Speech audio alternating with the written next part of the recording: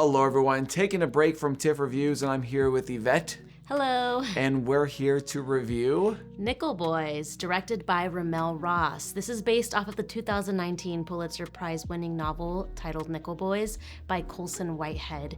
It follows a young boy named Elwood Curtis, who is wrongly accused by the police for stealing a car and is sent to a reform school for boys called Nickel Academy, where they basically endure some very horrific abuse by the school administrators. Yes, and this takes place in the 1960s. The Nickel Boys is actually based on a real reform school in Florida called the Dozier School for Boys that had a reputation for abuse, beatings, rape, torture, and even murder of the students by its staff. And maybe we should start with how the film is presented, because even though the events at the school are very horrific, the retellings in the film are quite limited because of how the film is actually shot. The film is shot in first-person point of view, so nearly everything that we're being visually exposed to in the story is shot from only two perspectives: the two main characters, Elwood and his friend Turner. Right. The camera acts as the character's eyes, and whatever they see is what we're seeing. And by doing it this way, I feel like it could be an interest point for some people, or it could be a source of frustration for others, or you may find yourself in the middle. I guess I lean a little bit more positive. I feel like when you consume as many films as we all do, I'm sure it's very easy to just kind of like watch a film and then just move on, because you often desire that filmmakers did take bolder risk, and Ramel Ross really approached this in a very untraditional way. Well, I can't say it was more emotionally impactful than if it was done in a more traditional fashion. I felt like it was more compelling for me to watch. That's interesting, because personally for me, I don't think it was more compelling, this choice, because I think I would have benefited a lot more from having a backstory and just having the context of reading the book before watching the movie. And although I do also admire the bold approach that Ramel took, after reading some of the book, because I came home and I read it as soon as I got back, after reading some of the book and being introduced to Colson's really beautiful writing and storytelling and imagery, I feel like it was the exact context that I needed to really immerse myself in the film. And regrettably, I didn't know this, obviously, so, if I could go back and do it again, I would for sure read the book first. But like I said, I do really admire his out-of-the-box approach that he took. I think it's very creative. And in the Q&A, I know he talked about how it was very important for him that he didn't want to show any violence in the movie, like at all, which was a very interesting approach. Yeah. I mean, his first narrative feature and chose to tell a story in such a bold way. I personally was very blown away. It did draw me into the story. At the beginning, I was like, wow, this is really quite something special. I've never seen something like this before. I don't know if the experiment, I don't know if you want to call it an experiment, was entirely effective throughout. There are moments I think it really works. But speaking to what you mentioned earlier about the violence not being shown in the film, Ramel Ross hints towards violence, but it really all happens on the outside of the frame. And I couldn't help but think of Zone of Interest when watching it, another film in which the violence isn't seen.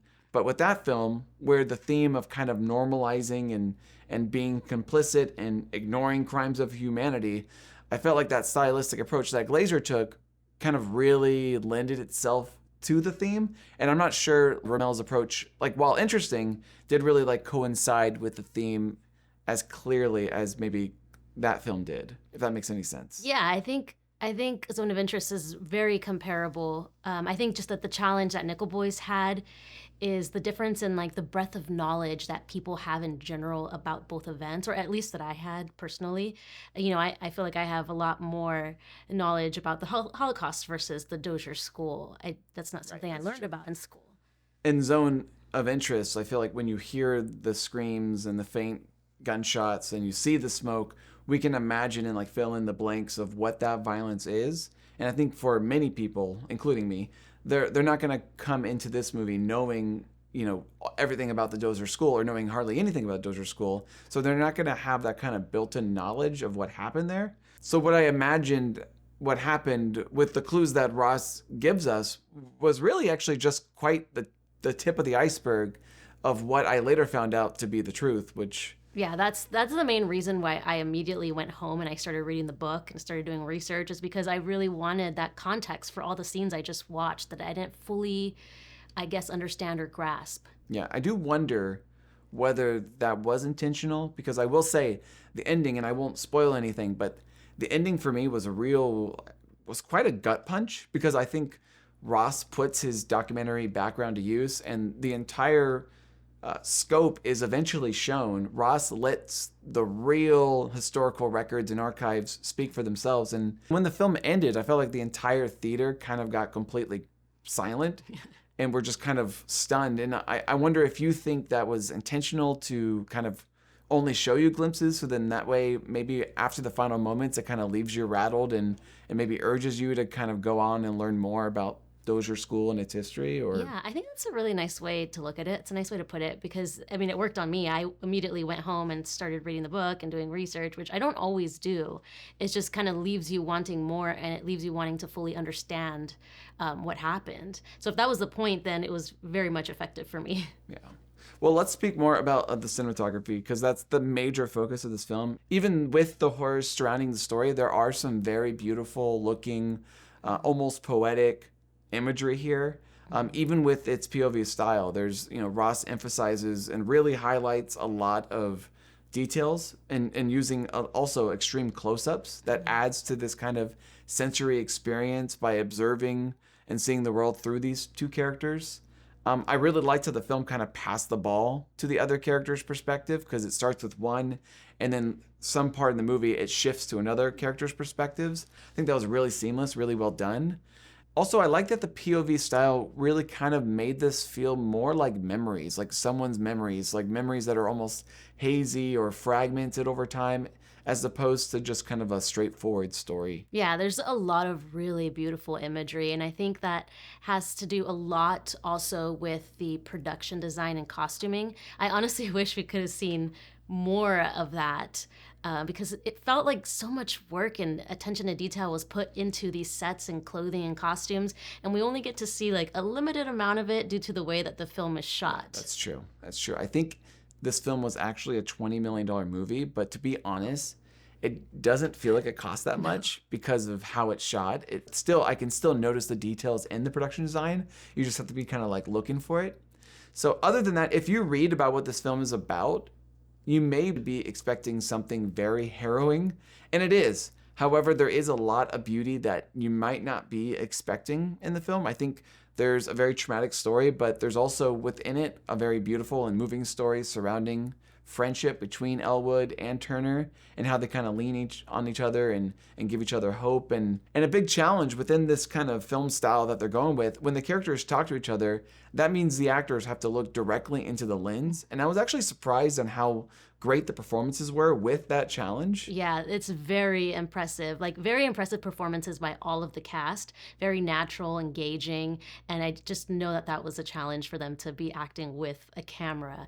It's definitely one of the highlights of the film, I think, just how impressive they all are. I think one of the highlights of the film for me was Anjanou Ellis-Taylor, who really, I think she should get nominated for this as Elwood's grandmother. I think she benefits because she's not ever seen as the point of view, so we get to always actually absorb and watch her performance. But she is really honestly incredible. I think her imagination skills as an actor is insane, because it just felt so real, and the idea that she's delivering these to the camera, it never feels that way. And I just feel like the heart of the film, I feel, really comes from her character, and many of my favorite scenes in the film were scenes that involved her. I think all the characters have a lot of heart. They're very likable characters.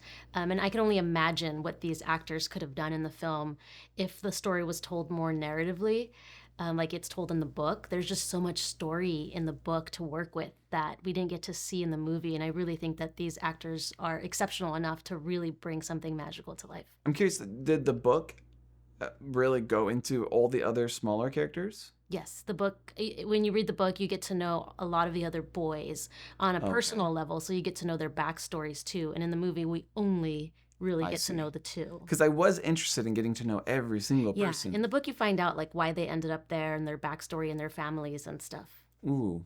I think this movie really hinges on whether you think Ramel's like stylistic approach of how he told this story was effective or not. And like we mentioned earlier, I think this film will be more effective with people who have that pre-knowledge, whether you read the book or just know about Dozier School. But his decision to tell this story through only those two perspectives really limits the story. And his decision to not show the violence. I understand Rommel didn't want to indulge in black suffering. I think he's mentioned that before in previous interviews. But it's a tricky line because it's hard to understand the gravity of what happened at Dozier School if we didn't see it firsthand, or if we didn't have pre-knowledge of it. And as someone who didn't, I really didn't feel the gravity of what happened there until the end. I feel like the movie should come with a disclaimer to read the book first, like warning, must read book to get full effect. I think it's important. At least it was for me. I wish I would have been able to do that. Well, that being said, I still think there's a lot to love about the film. Telling the film through the eyes of the characters, I think, gave the film a certain intimacy.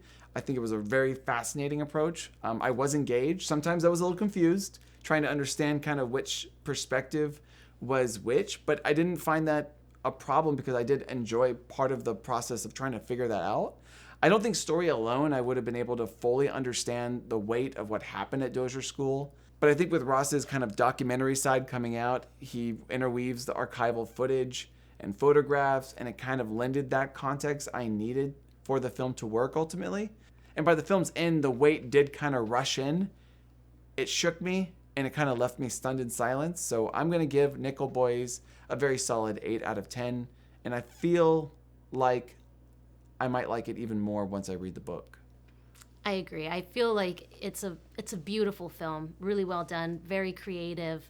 I love the risks that were taken in telling the story, and I love the ideas that he had. But I did think that the first person perspective, at least for me, was a little disjointed, made the film a little disjointed. It was a really interesting take, but perhaps I feel like it hindered a little bit of the overall storytelling for me personally. I'm currently reading the book. I'm almost finished with it. And there's a section where Coulson describes an encyclopedia that Elwood reads and rereads as, quote, disjointed and incomplete, but still exciting in its own right. And I think that's exactly how I feel about the movie Nickel Boys. So I'm at a 7 out of 10, mainly only because it comes with like a little disclaimer, a little caveat, like read the book first. Right. 7 out of 10. I'm actually really excited about what people are going to say about this story, or how people are going to absorb and really interpret this story.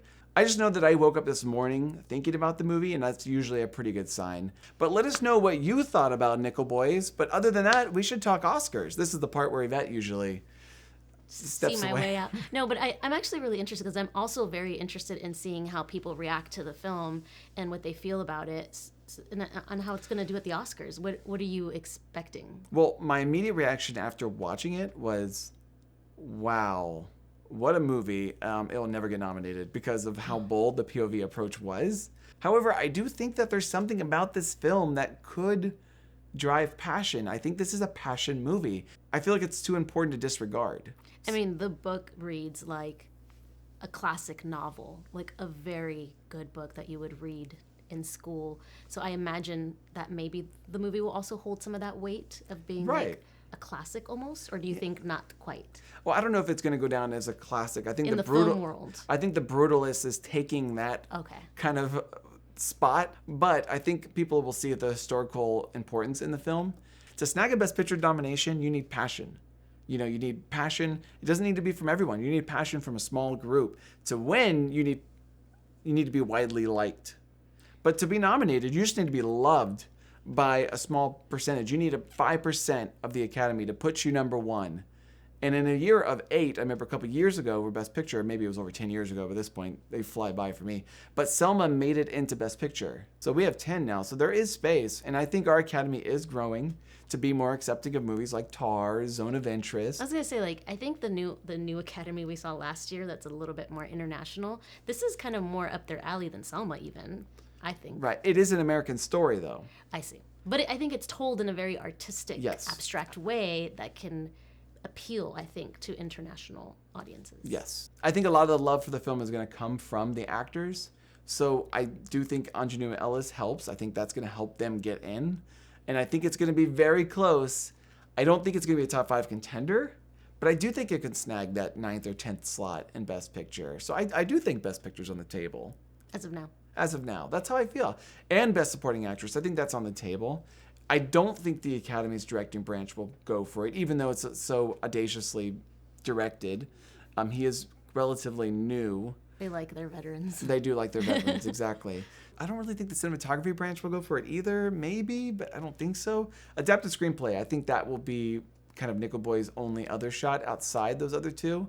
So yeah, that's what I'm thinking, but I'm crossing my fingers. I actually want Nickel Boys to make it in.